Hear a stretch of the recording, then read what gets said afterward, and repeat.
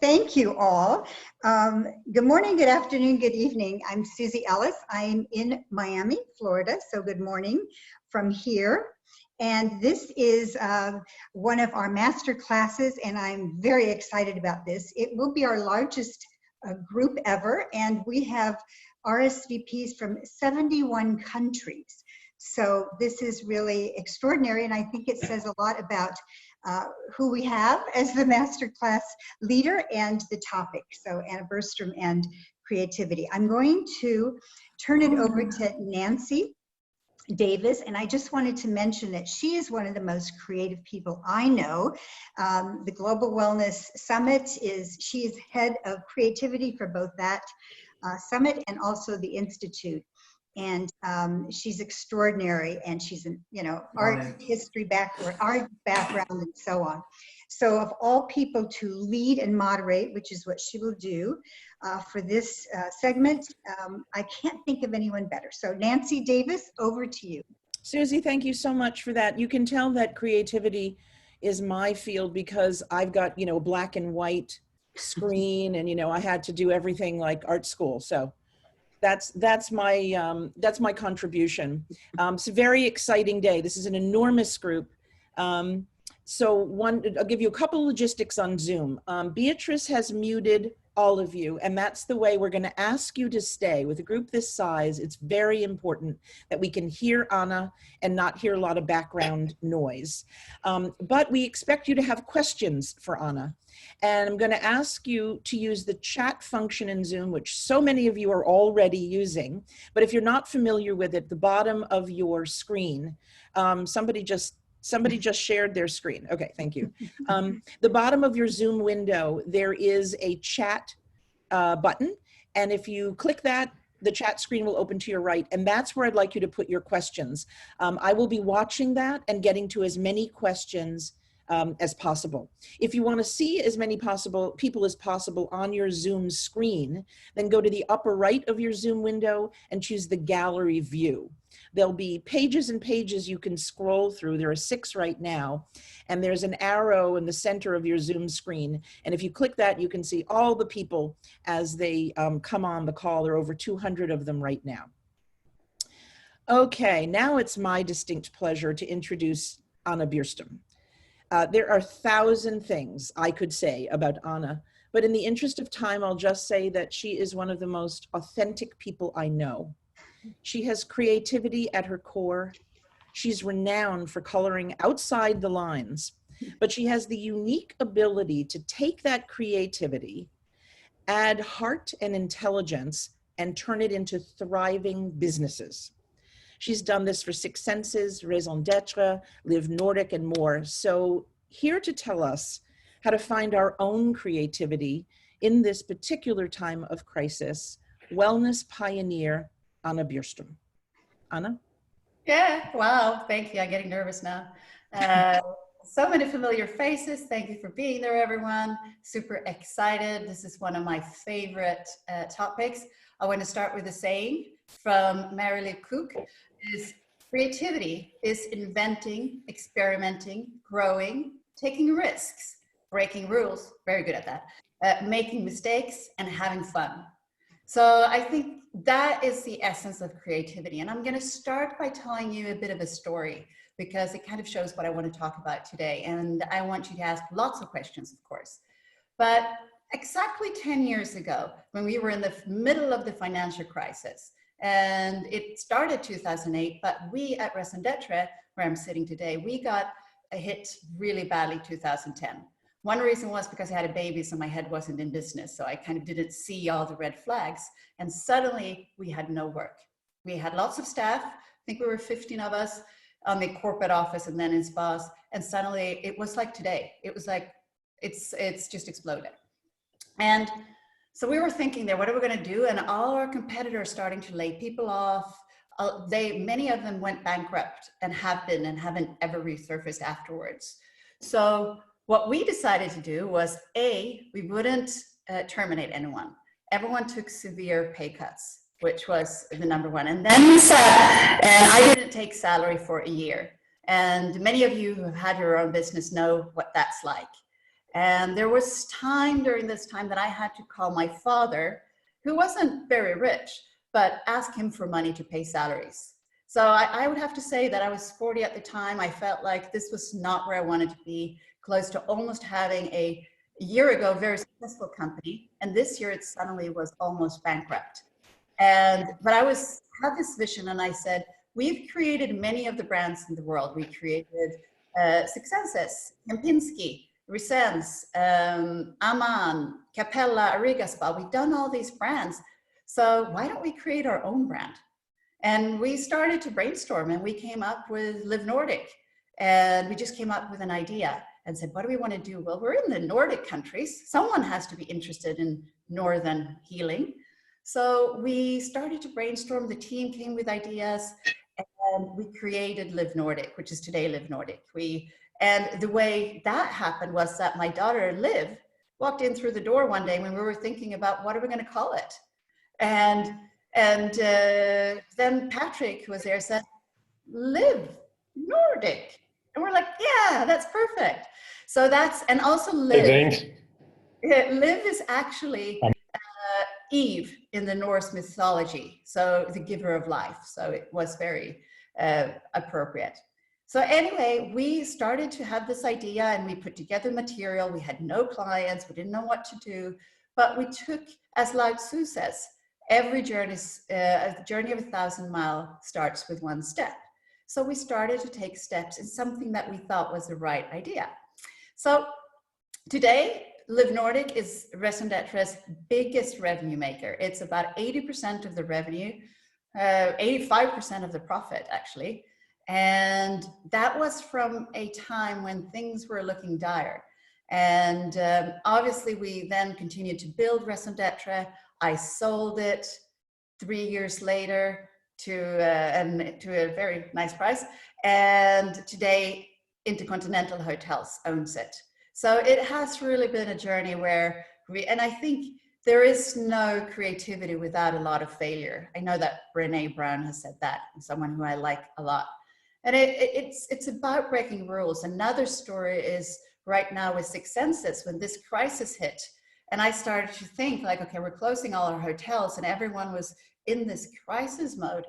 And I thought, we have a lot of wellness knowledge in our company. What do we do with this? We go online, and our marketing people said, well, this is how you do marketing, and I'm not sure it fits. And I'm like, throw that out the door, and let's just look at people's behavior. And I think that's one of the most important things, which we're focusing a lot on, what's going on in people's mind, not what's right to do, what you're supposed to, what your brand is about. It's what is right to do right now with everything that's happening. And I said, we're going to go and do a campaign on social media, and we're going to spread all the knowledge we have so we can help people that are sitting at home to meditate and do yoga or do whatever. And we start, and they say, and no one dared to start. So I said, okay, I'll do it. I'll go up on Facebook Live. I'll do it. And they said, we can't do Facebook Live. It has to be pre-recorded. And I said, no, it needs to be natural. They were not very happy. Now they're happy.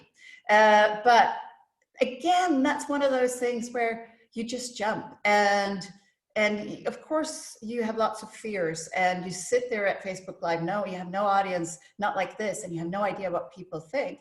But you just jump and you do it, and you kind of figure it out. And that's what we did with Live Nordic. So I think those are a couple of things, two stories and our social media campaign at home with Six Senses has become incredibly successful. And also we're getting emails from people who are coming saying, you're really helping me through this crisis. I've never been to one of your hotels. I may not even go, but I'm just very grateful. And then that's all we need.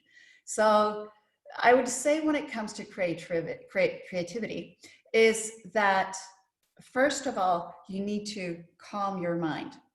And especially when fear hits of no money, no job, no clients, no nothing. And then it can grip you. So one thing is stepping out of fear. So you can clear. Wayne Dyer said that creativity comes only out of silence. And you get good ideas when you're in the shower or running or cooking or anything like that. So you need to empty your mind, because your mind just takes away the creativity. You need to empty it so you can get good ideas. So that's number one. And then how we look at it, we have a couple of different ways to do creativity.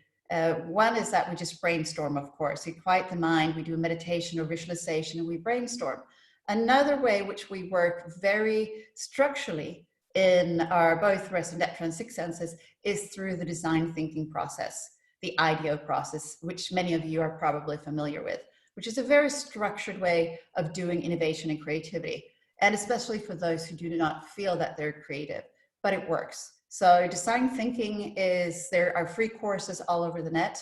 We have right now, actually, and that's also one of those crazy ideas that we and the design team had, and I see Neil Jacobs is there as well, our CEO from Six Senses. And what we said is, let's get all our places, locations, and many of them are not on salary, but they want to contribute. So we have about 140 people, I think, from our properties on a free online course in design thinking. So we're taking this opportunity to teach everyone in our locations how to do design thinking so they can become a structured way of doing innovation going forward.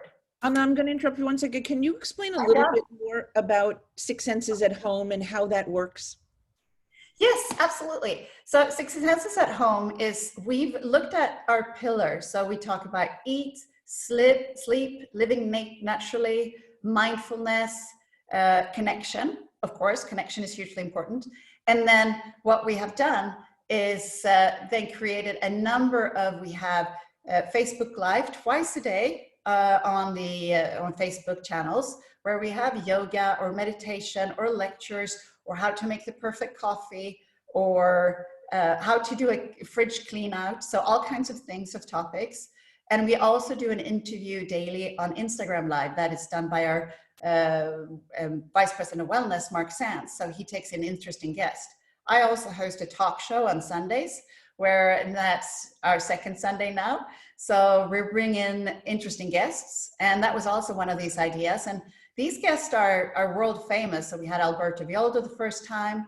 And this Sunday we have from New York, Rodney Yee, the very famous yoga, Rodney and Colleen Yee, who are super busy, but suddenly you can get access and all you can do is ask. And they said yes.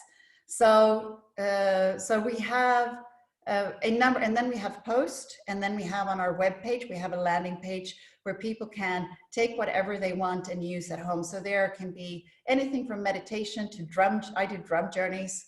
Who knew I would sit with a drum on Facebook Live a month ago. And we do, what else? So it's this kind of very social media. So we're on all social media channels, but especially Instagram and Facebook, but also we're doing YouTube, LinkedIn, Twitter, and now Pinterest. We're starting with that as well because it's had such a success. And we're also, when we just look at our at home with Six Senses, what we've tried to look at right now is, okay, it's been a success, but what do we do now? Because we see people's brains are shifting from hibernation and crisis to what's next. So we're in this explorative, what we call growth phase right now, where things are starting to come down in certain parts of the world, and slowly things are opening up. So people are looking forward. So we now need to change and look at, what do people actually think? What do they want? What do they need? So it's very important when we look at this and being creative is trying new things and daring to jump and get people from that we would normally not put on Facebook Live, or subjects like, for instance, yesterday that I had a lecture on stepping out of fear into love. And that was a big jump. And it felt a bit like, I've never had this lecture before, but I've studied it for many, many, many years. And so, but it worked. So those are things. So we're really focusing, and we're going to then probably update this. And it's been such a success with At Home with Six Senses. So once we're through the crisis, we're going to continue working with it because we see it's a fantastic way of communicating with our guests and people who are not our guests, but have great insights. Anna, one of the questions, thank you so much, it's also inspiring. What are you finding that people are most engaged in when you offer all these things? Or is their response great for yoga, mindfulness, meditation? Are you seeing any trends in that? We're seeing, they either want to lecture, or where they have a unique mindfulness experience, or they learn something, learn how to do a body scrub with the stuff they have at their fridge. They're not that interested in yoga or normal meditation or fitness. We have them. And the reason is because there's already so much out there. So a yoga session, however unique it is to Six Senses, is not that unique to Six Senses.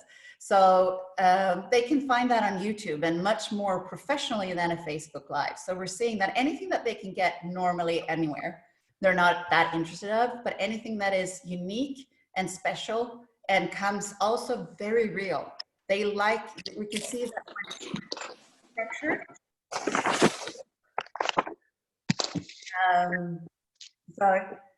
So I think that's one of we're seeing all the normal bits and pieces are not that of interest. And very interestingly enough, energy medicine, which is one of the Global Wellness Institutes and Summits trends, things like drum, shamanism, all those kind of things has become hugely popular. I do a drum journey every Saturday now, and it's about 25,000 people who so people are looking for something more. And we can see that if we look at the future, the invisible is starting to become visible in people's mind. They're seeing love, kindness, consciousness, connection is what is going to lead us going forward, I hope, at least. Anna, what are you seeing in terms of people coming back into physical spaces? Is there, in all of the work that you're doing, obviously you work with, I mean, you know, Six Senses and all the other, you know, there's so many properties and such a big organization now. What are you hearing and what are you seeing about bringing some of that back into spaces? Well, obviously there's a lot of talk about cleanliness and hygiene. I would say that, but that's going to be basic. Everyone is going to do that more or less. And we're also looking at China because we have operations in China, and people, the first week were maybe a bit more caught up, but now they're like before. They are not. Before it was, when they came, it was masks and it was distance. Now, nothing of that. So it's just like business as it was before. It's very interesting that people forget so quickly. Whereas I speak with someone in the countries that are in the middle of it, they're basically say we're going to be distant and we're going to. So I think we're very much dependent. I can also see the communication on social media where a week ago in Sweden, for 2 weeks ago in Sweden, we have a very open strategy. Social media was Swedish government is crazy. They should do lockdown. They should do this. And today, suddenly everyone, Swedish government is great because now it's, and it's fantastic and we're loving it and we're seeing it working. So it's so interesting that people, so I think that depending on where you're at this crisis, we see that I believe that the people, when it comes to physicality of coming back, those people that are not afraid or those people who've had Corona or COVID-19, they're going to act pretty much like normal. We can also see that in Sweden because we're open. So people are acting, but with respect, a bit more respect. And those that are afraid or have an underlying condition, for them, it's going to be hugely important where we show them confidence. And we might have to have kind of two types of operation in the future. One where we just have business as normal, and one where we make sure that we have maybe a room, a spa treatment room that's completely sanitized between each treatment room. And that is special for those that are, when we have various seats in the restaurant. So there could be two parallel operations in. So we need to make sure that everyone feels comfortable. Anna, there are plenty of questions that are coming up about, you know, turning the opportunities and connections that we're all making and the way that we're connecting into knowledge that can be shared, et cetera, in the wellness community. But keeping this conversation focused on creativity, which are really, while we have Anna, this very rare and precious time with her, really do want to stay as focused as possible on creativity. Can you give us an idea of how in our own businesses we can begin to tap what's there and find some creativity and turn what's happening into the kinds of things that, you know, you're doing in your world? I know in our world, we feel we've been very creative. This is one example of it, this masterclass, but, you know, trying to find the essence there and have people empower people to really get creative? How would you say we start? Well, it's actually psychologically, it's like when you're in a space and you don't feel that you're creative, you have to image wise, visualization wise, take you out of that space. And there's various ways that you can do that.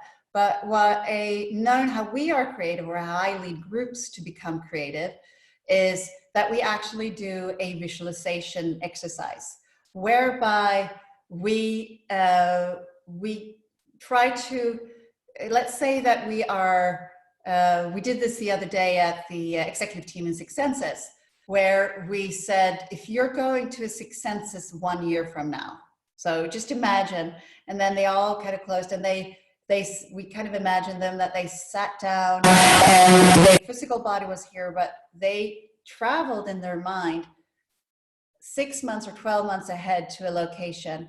And then they got instructions on how was the check-in, what was happening when you came, did you go to the spa, didn't you, and all those things. Because when you take yourself out from your own limitation of your brain and you put yourself in a visualization, that actually means that you can see things differently. And then you also allow very strange ideas to come up.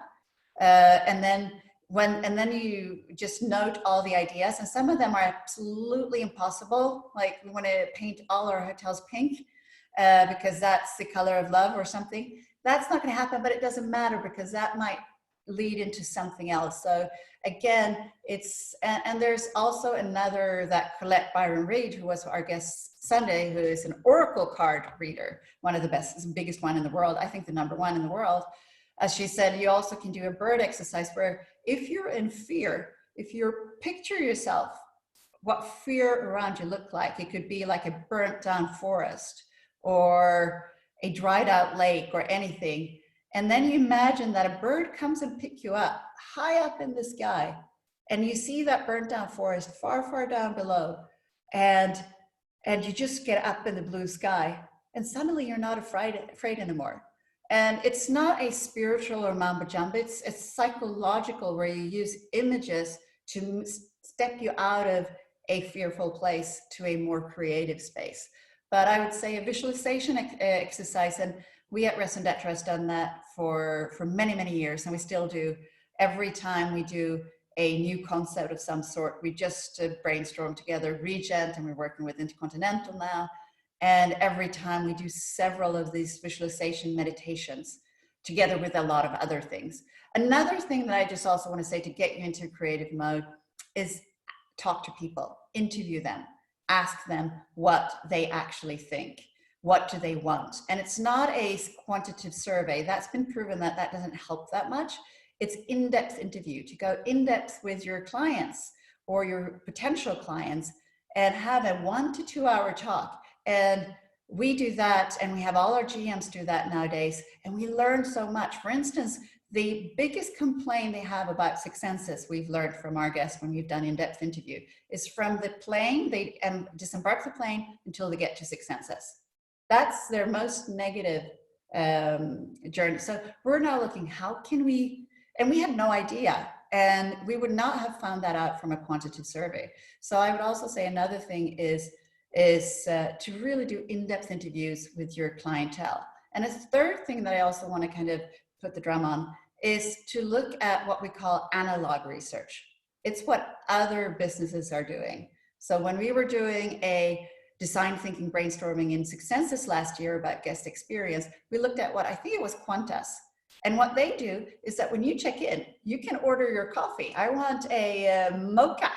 Cafe mocha, and when you enter, you embark when you're going into the plane, you can just, your coffee is there. I mean, I love that. So we're saying, what of that can we learn into the hotel business? So analog research was to car industry and what other industries are doing when it comes to, for instance, guest experiences. So those are three: doing visualization, analog research, and in-depth interviews. All of those help greatly in getting ideas how to become creative. Anna, thank you so much. And I'm going to take advantage of the fact that Neil Jacobs is on the call and ask him, give Anna a chance to take a sip of water and ask Neil, if he would, to weigh in on the impact of these creative experiences that Anna's talking about on the business, and how you feel that that, you know, continues and impacts what's happening at Six Senses and beyond. I'm sorry, Neil, you're muted. Just you have to unmute bottom left. Hi, good evening from Singapore. Nice to see you again. 2 nights running. Listen, it's since we started with Six Senses in 2012, I mean, a huge part of our success has been around the world of wellness, as everyone knows, and Anna has been the driver of that all the way through. And you know, your intro to her was very apt, and certainly we benefited from this over the years. But I think it goes without saying that without some of the innovations and the uncomfortable thinking and the execution around much of this, which often is not perfect going into it. And you know, one of the great things that Anna has brought to the table is to kind of push us over the edge when many of us don't feel we're ready to be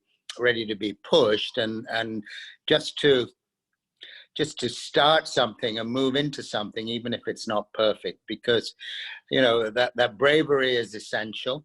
And it's certainly in our case what's taken us to where we've gone in the last few years, because we would never have believed that we would have done some of the things that we've done, that have been refined as we've gotten into them, and have been professionalized as we've gotten into them. But the honesty was there, and the intention is there, and particularly with our At Home with Six Senses.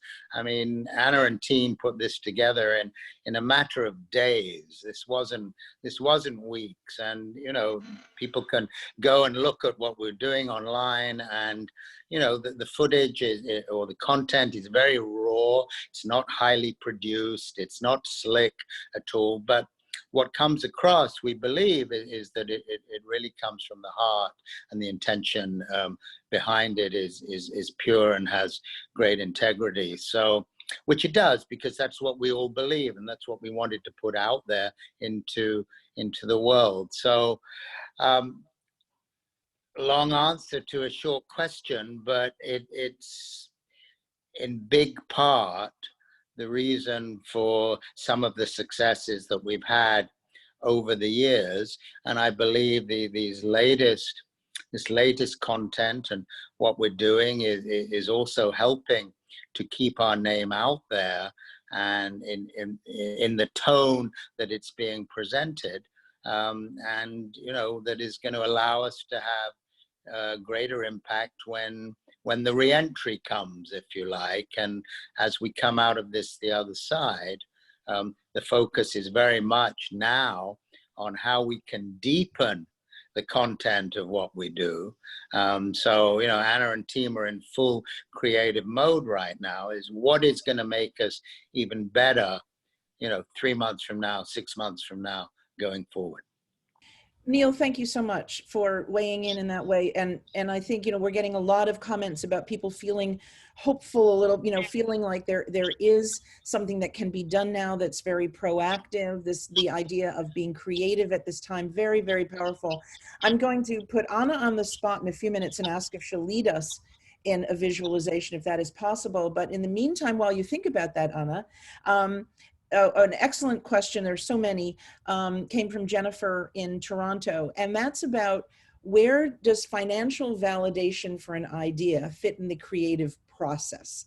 How do you decide to keep going with something at a time like this when everything is contracting? And you know, how do you meet that challenge? Good, very good question, and thanks, boss. And he hates when I call him boss. it doesn't, in the beginning, it has no place at all, the financials, because that really hinders. Because if one looks at, there's a saying there's a reason why accountants are not entrepreneurs. Because if you want to meet the checks and balances, then that never works. Creativity is about doing the impossible. So you first need to, I'll give you an example. When we were doing the integrated wellness, for instance, with Six Senses, that's, we're using a machine that's FDA approved, but measures biomarkers and then in 5-10 minutes, because we couldn't do invasive measurements in the Maldives, like blood and urine and stuff. And that's not what we're about, but we want to be able to scientifically measure biomarkers to know where a guest is at. So when I introduced this idea, and that cost $25,000 to buy that machine, and then some, and then we have to hire someone that we didn't have currently at that location or any location that was, you know, a 5-year scholar of any type of medicine, like an Ayurvedic doctor or something like that. So this was not an easy sell, and there was like, no, it's not going to work, you know. So I went myself, together with marketing, to 3 owners and persuaded them. Like, we went there and sold it. And we didn't have any marketing, nothing behind us, because it was financially didn't make sense. But we knew that personalized wellness is going to be the future of hospitality. So after we had done this for 6 months and shown the KPIs, and those that had purchased the machines for $25,000 and hired the right staff already had, after 6 months, completely return on investment, then we could showcase to others what this would do. So sometimes, because no one really, we had to do it that way. And then everyone, the marketing and everyone got on the bandwagon, and it's a huge, we have it in every location today. But again, so there's often you have to do it that way, or you come up with the idea and then it's a lot about the selling process, because when you are creative, you're coming up with something that no one really knows what it is. I'm sure when Steve Jobs created the iPad, to explain it and to sell it to someone, it's really difficult, but the selling process is important. And we see this with tech companies all around the world, where people are investing millions of dollars into an idea. But what it is that they're able to sell it. And then, of course, return on investment is really, really hugely important. So you have to make money. And again, also, you have all these creative ideas coming up, but you have to, once you kind of get a bit further, and you have to look at, does it make sense? Does it work? Could this potentially work? Because if it doesn't, and I'll tell you about a failed idea that we've had, our sleep program. Our sleep program has had a huge success when it comes to marketing and PR. And we wanted to have people to pay for a sleep bag and a sleep screening in the room, and very few did that. We have maybe had 500 in a year, which is not much. We were thinking of much more. So now we've gone back and said, people are interested in sleep, but they don't want to pay for things in their hotel room. So we're going to make this free. And then we restructured the whole thing. So our initial financial thought process of the return on investment actually didn't calculate. And then you have to go back to the drawing board and see, okay, how can we do this differently? And sometimes you fail. So, but finances, absolutely not in the beginning, because then that just kind of strangles the whole idea. It is a buzzkill to creativity, isn't it? When you have to justify it financially. Yeah, you come up with everything, and then you figure out how to sell it afterwards, if you really believe in it. I'm gonna kind of aggregate a couple of the questions that have been coming up, and I think they're generally around creativity in the industry, how wellness seems to be agile and positioned well to respond to what's going on in the world now. And maybe you could just give us, from a creative perspective, how you see the industry tackling what's happening and resetting, what's happening in the world. I would say, apart from all the hygiene things and cleanliness that needs to happen, that's going to be basic. So that's a given. Every hotel, every spa is going to have completely new SOPs on that. So if we take that aside and look at, then what I'm looking at is, what do people want? What would someone want who's been in solitude for 2 months and their first journey is going to go to Six Senses Hanoi? What would that person want? And I'm thinking, if I'd been in solitude, I want to be pampered. I want to get massaged and scrubbed and facial, and I want to look pretty because I've been going in my sweatpants for 2 months, and I want to kind of feel glamorous again. So I actually think that's going to be what people would want when so maybe we want to put together a package of that. And then I also believe that the self-responsibility for health is going to be important. So, but people want to learn how.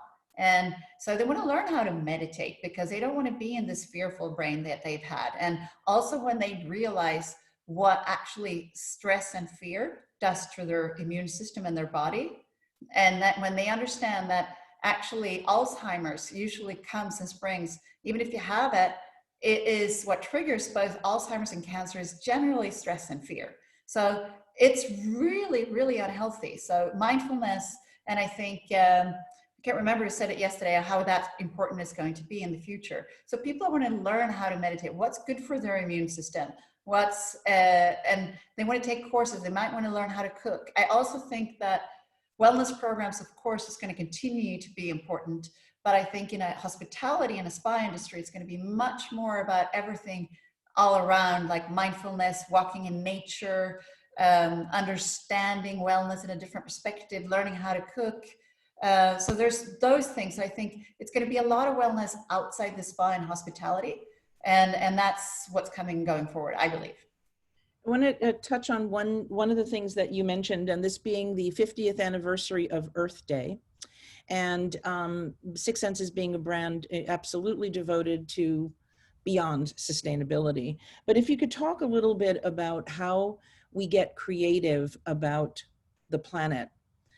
We talk a lot about people, but we also talk about people and the planet, one not being here without the other.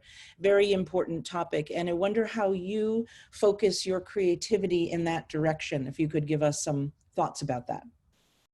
Yeah, we're talking a lot about that because we're also scared with that the planet right now has a bit of a space to breathe and heal. But we know that when business picks up, it's going to be what science have seen that after every crisis similar to this, it's come back, the toxins, all of the hurtful things that we do to Mother Earth. So what we're talking about is again connection and reconnect with the earth in a different way than we've looked. So in the future, not only, I mean, we've been plastic free forever, and we want to do all those great things, solar panels and all those things that we want to do. But I think that the innate appreciation and gratitude and connection with nature, when people start seeing that, they don't want to hurt something that they appreciate so much. So I think it's about, I was actually meditating on it this morning, interestingly enough, and maybe because it is Earth Day, but it's kind of an increase in a raise in consciousness that is needed. Because we can bring in all kinds of threats or ideas, but I think people have to kind of increase their consciousness in how grateful we should be to this beautiful air that we breathe and this food that we get from Mother Earth every day. So that's something that we've talked about, a whole kind of both physical and also online campaign about connecting with nature or reconnecting with nature.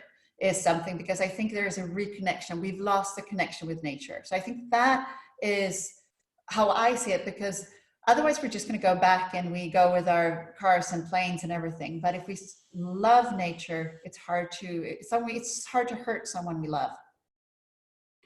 Yes, I think that Louis Schwartzberg, the wonderful cinematographer who has so often opened our Global Wellness Summits, believes that you don't hurt what you fall in love with, and that if you fall in love with nature, that's one way to protect it. You protect what you love.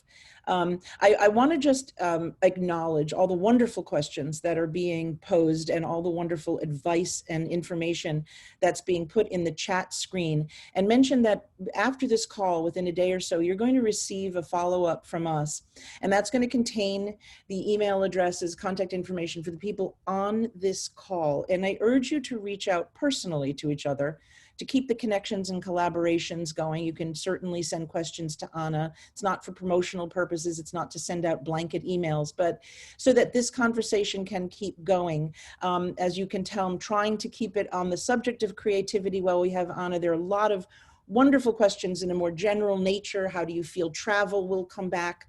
You know, what about what happens in gyms and, you know, physical spaces and stuff. But I want to ask Anna right now two things. One, how much time do you need to lead us in a visualization so I can manage the time that we have left?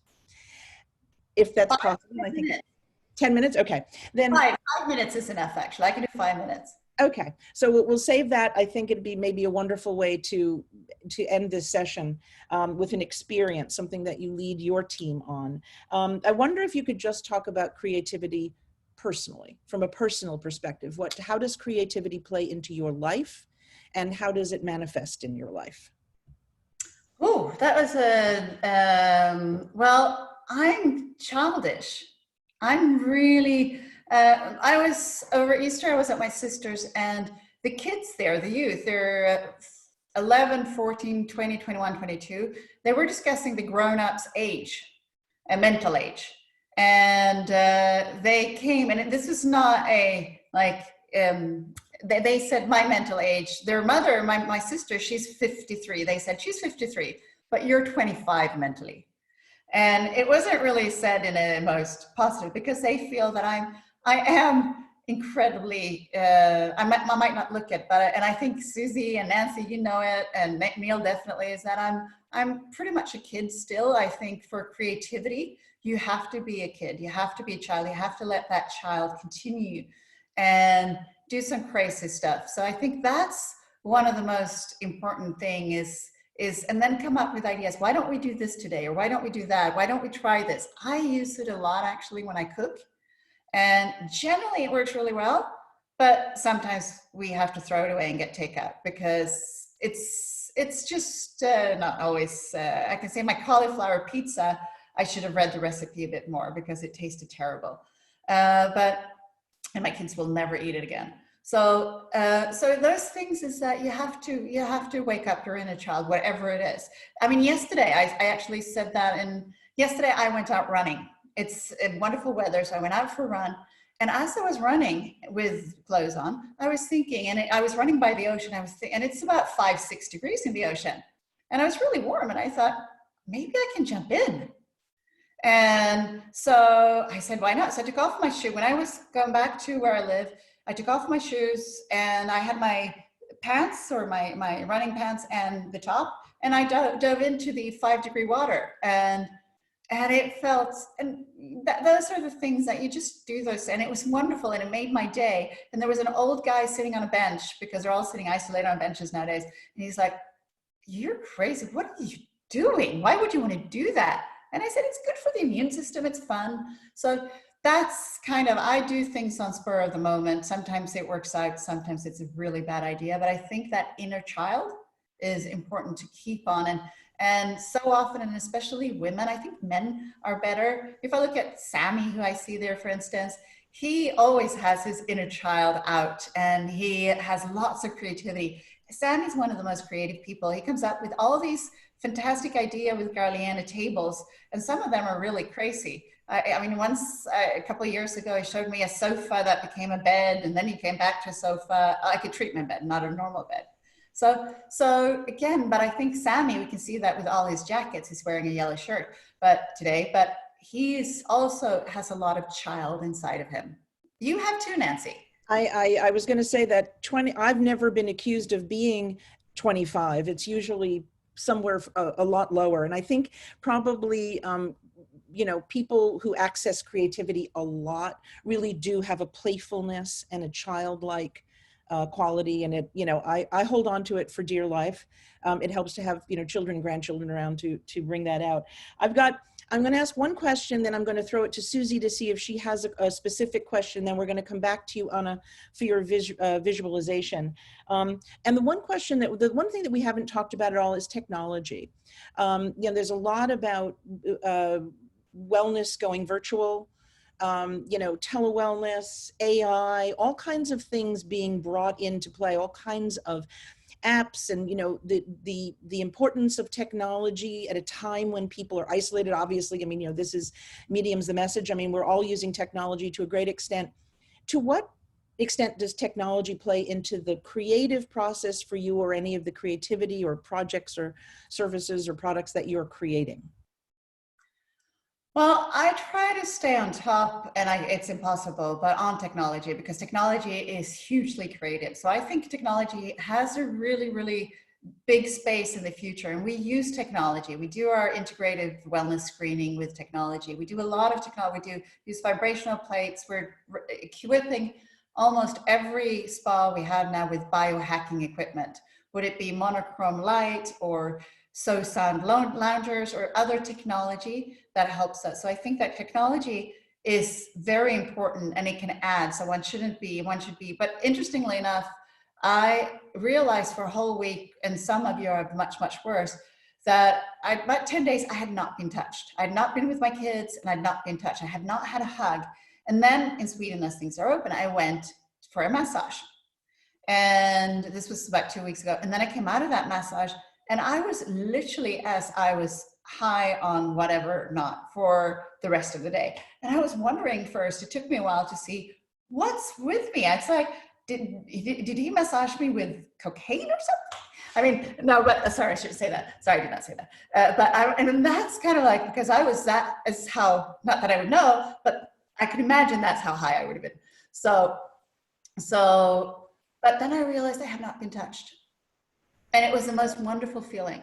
And it's the first time in my life where I've felt how important, because I've always been touched by children or people, and you hug, and we're a very touchy family.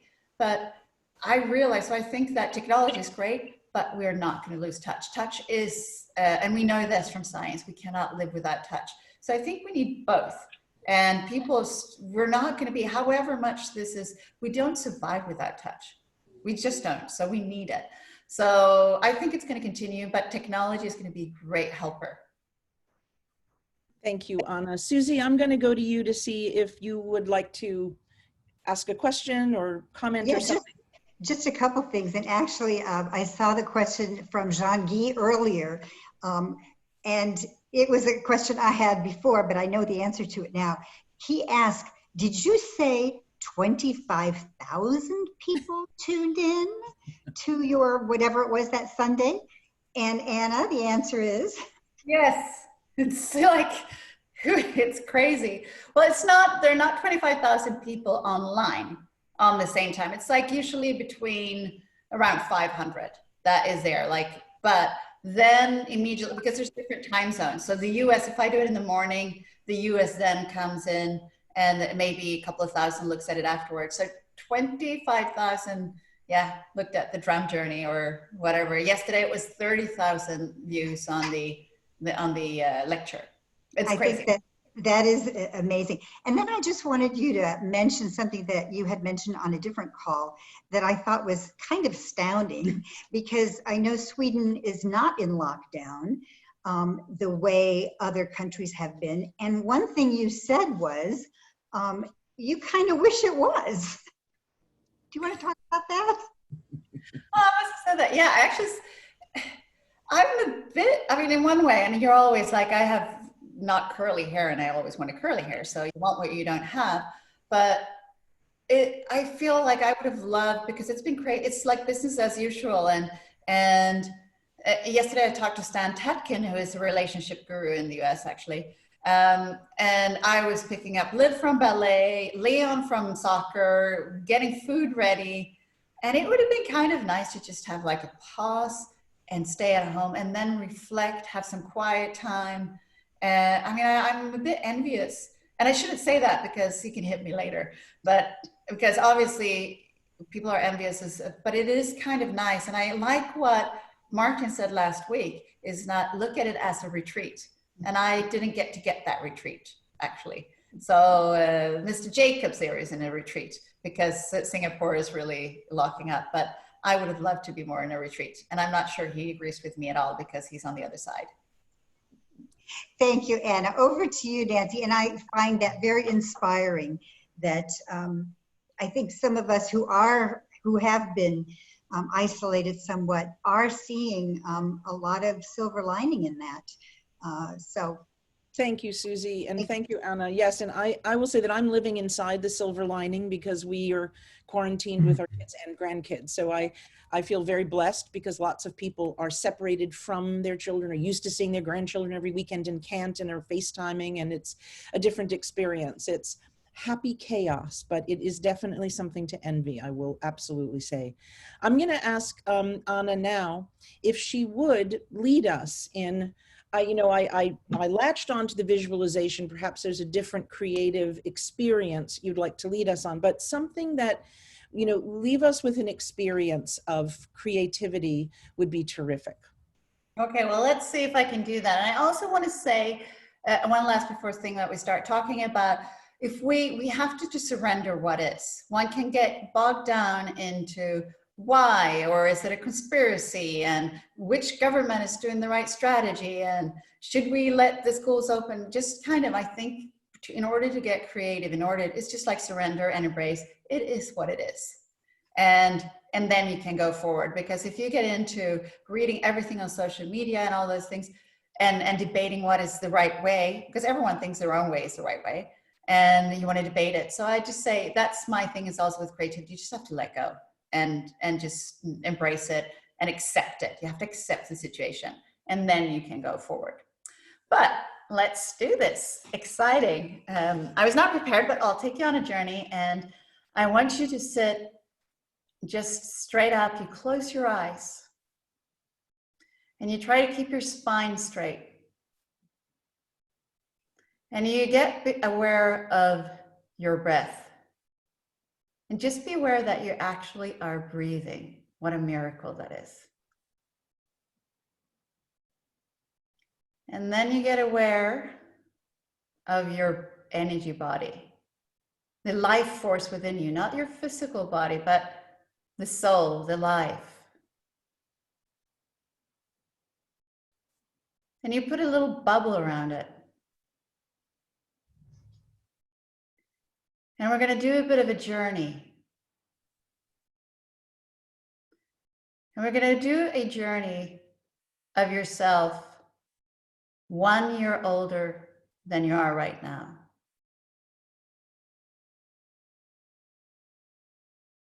And if you just think this bubble going high up in the sky, and you look down on your physical self as you're sitting, and you travel in the sky across ocean and forest to a world that is 1 year older, and you are 1 year older.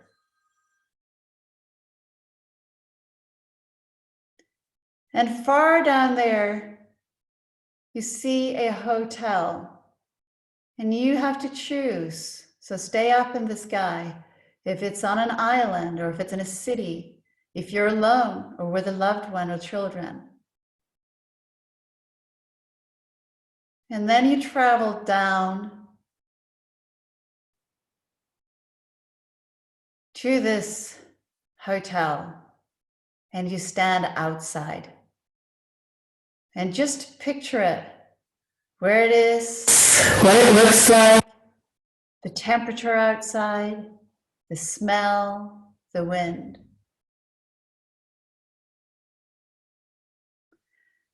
Now you feel relieved and happy because COVID-19 is gone, but the world has changed. And it's changed in the way that you hoped it would change.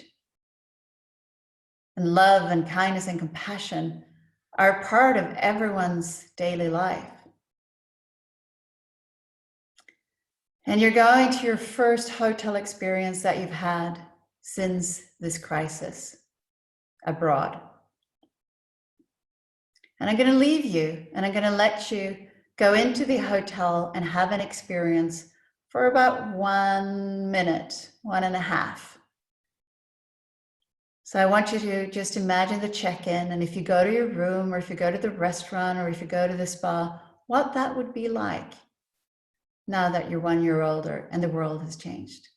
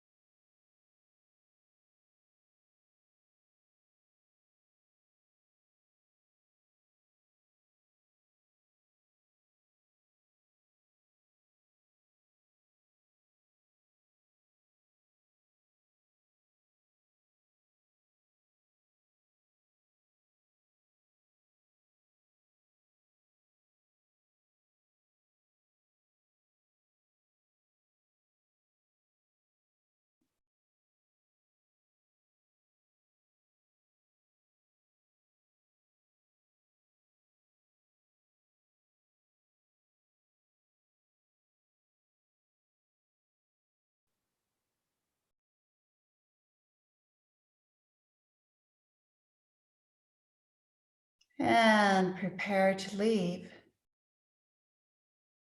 See yourself stepping out of the hotel. You get into the bubble and you go high up in the sky. And you travel back to the world as it is today. And far down below, you see yourself sitting right where you're sitting now. And the bubble comes down and merges with your physical body.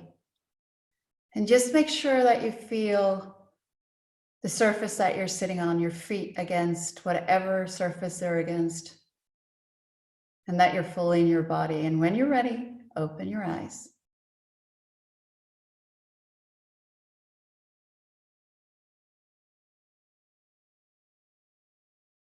Did I see a tear, Nancy? Yes. It was absolutely wonderful. Well, I'm gonna, Anna, there's, no way to thank you appropriately, but why don't we start at least by, Beatrice, if you'll unmute everyone. Exactly. So I think we know what we're dealing with here. Is to me the right. Hi, Dad. How are you? Thank you so much. That's where we need the Thank you. most. Wanda, yeah. Anna. Thank you.